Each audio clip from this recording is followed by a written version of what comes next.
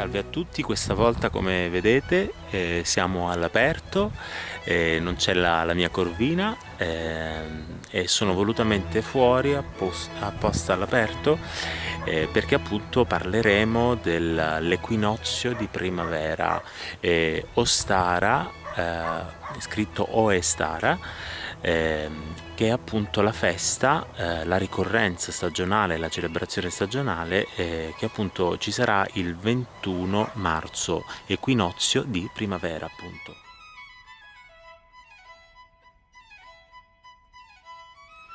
E diciamo che questo nome Ostara deriva dalla lingua nordica, dalla lingua norrena, perché appunto Ostara è la festa della dea Eostre, da cui appunto a livello linguistico è derivata poi la festività di Pasqua, che appunto in inglese è conosciuta col nome di Easter. Quindi vediamo come appunto ci sono dei richiami innegabili anche dal punto di vista linguistico.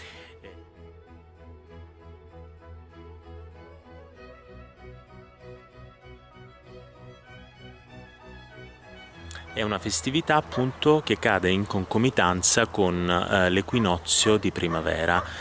Cosa vuol dire equinozio? Che appunto finalmente l'inverno è terminato e che quindi le ore del giorno e del buio si equivalgono. Appunto è un momento che nella creazione, come potete sentire dagli animali che ci sono in questo posto, come potete anche vedere dai colori, sancisce appunto la fine dell'inverno e sancisce appunto il ritorno alla luce dell'energia creativa e creatrice presente sia all'interno degli esseri umani ma anche appunto in tutta la creazione.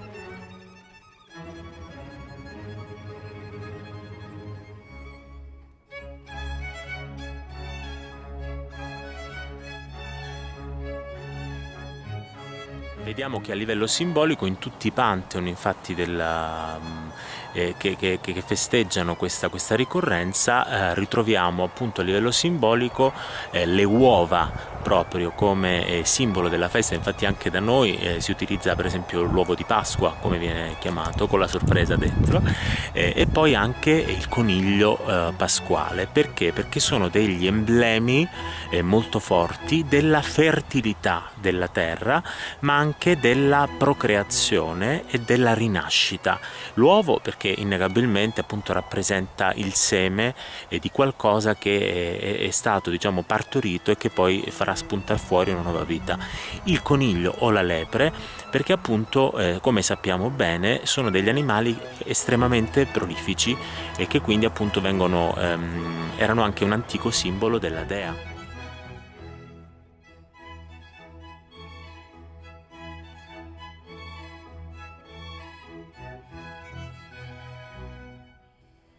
Vediamo infatti che la stessa dea Holda di cui ci siamo occupati per esempio il giorno dell'Epifania, Hulda, ritorna nella sua veste sfolgorante e luminosa di fanciulla benevola, florida, rubiconda e prospera, con il suo cesto pieno di frutta, verdura e doni della terra, ed è circondata appunto da conigli e ci sono anche le uova attorno a lei e la luce, e appunto questa simbologia fa appunto presagire che i rigori dell'inverno, che è appunto il buio, che è anche l'introspezione necessaria alla nascita e alla crescita di qualcosa di nuovo, sono terminati.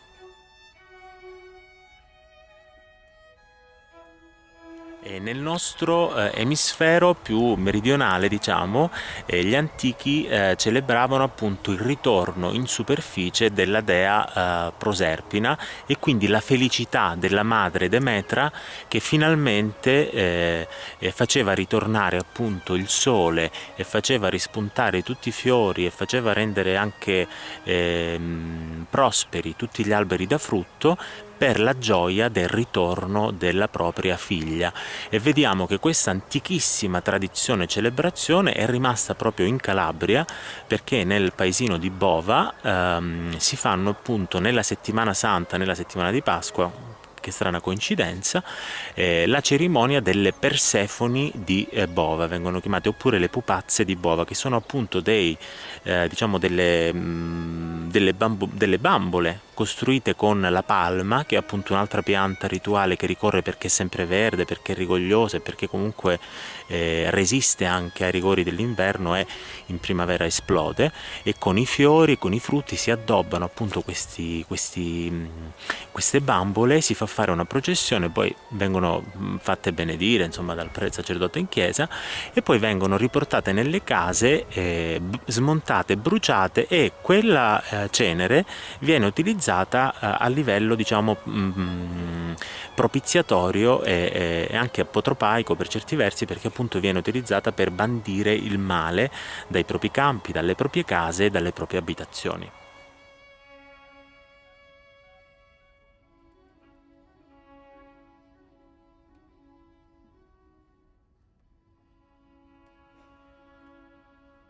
Sempre per ricollegarci ad un'altra divinità che appunto è centralissima, è stata ed è centralissima nella nostra cultura mediterranea, possiamo non parlare dei riti di Cibele e di Attis, che specialmente nella Roma antica venivano ovviamente dall'Oriente, avevano un enorme seguito, e vi invito anche a ricercare questa ritualità, che è molto molto forte per noi insomma occidentali di questo secolo. Magari non riusciremmo a comprenderla appieno. Basti pensare che appunto veniva trasportato questo ceppo di pino, mi pare, che era appunto sacro al dio Attis, e i sacerdoti di Cibele e di Attis dovevano appunto ferirsi ritualmente e nutrire questo ceppo. Quindi idealmente il nuovo virgulto della divinità Attis, che veniva al mondo dopo essere stata sottoterra e aver conosciuto quindi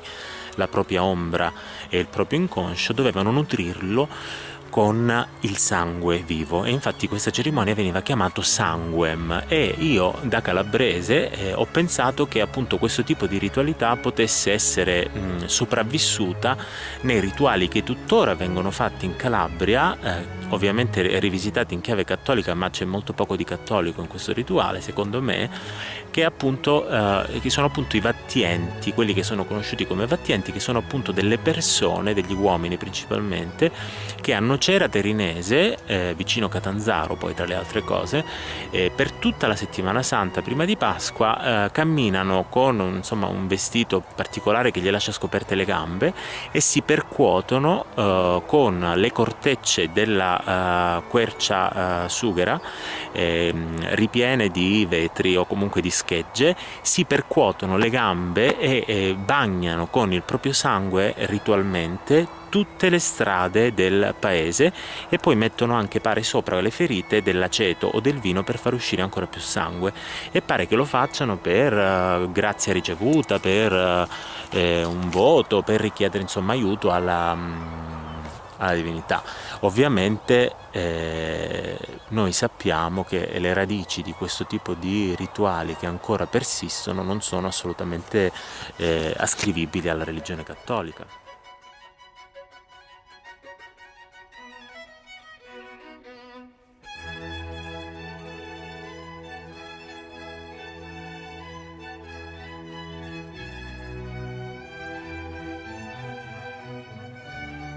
E quindi noi uomini e donne del 2017 che magari sentiamo dentro questo risveglio, perché non so se sentite quanto i nostri sacri fuochi anche sessuali si sono risvegliati, no? In questo periodo.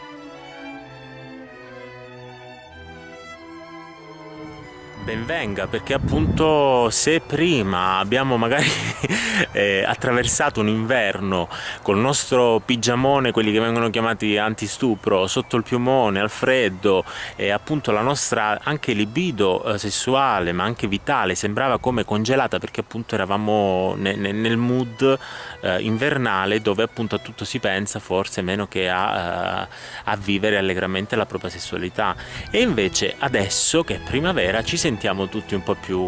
guizzanti e svegli e arzilli. Bene, perché appunto questo tipo di energie in questo periodo dell'anno sono proprio a risveglio, sono al top. Io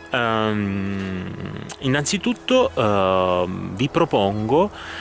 visto che l'equinozio è una festa che dovrebbe essere vista a livello interno anche come una chiave per vedere se le nostre energie sono in equilibrio.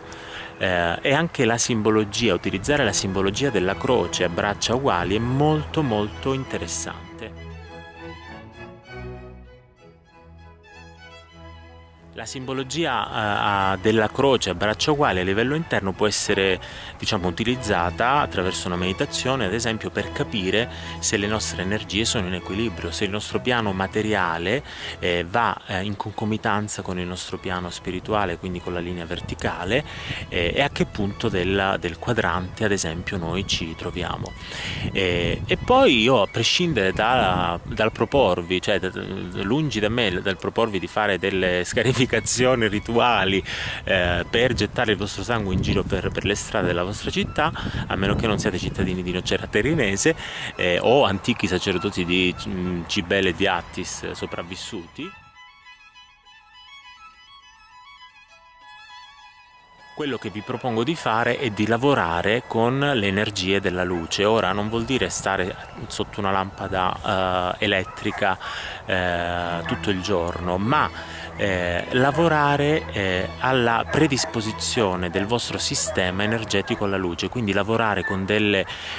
purificazioni, specialmente della pelle, mi viene da dire, quindi fare degli scrub a base di per esempio sale, olio di oliva e limone, potrebbe essere un'ottima cosa, e poi cercare di stare un po' di più al sole vivo, sentire il sole sulla pelle e lasciarsi anche curare e guarire da questa energia della luce. Per il resto, se avete voglia di condividere con me le vostre esperienze, se avete voglia anche di farmi delle domande in relazione a delle possibilità anche di celebrazione diversa di questo tipo di feste, siete liberissimi e liberissime di contattarmi. Io sono Salvatore Belfiore, Pensa con i piedi è sempre qui, un grande abbraccio, buon risveglio, state al sole, celebrate e godete la luce dell'equinozio di primavera e celebrate a piene mani, col sorriso e davvero la vita che si risveglia dentro ognuno di noi. Salve a tutti!